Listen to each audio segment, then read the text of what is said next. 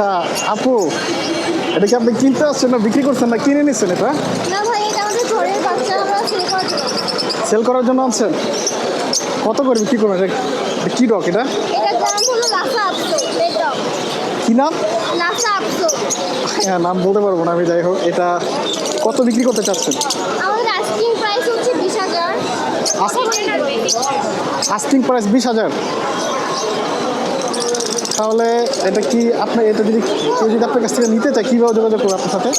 Number দাও 016 016, আচ্ছা 016, 016 তারপর 08 95 8819। আবার বলেন 016 016 হ্যাঁ। 08 95 8819।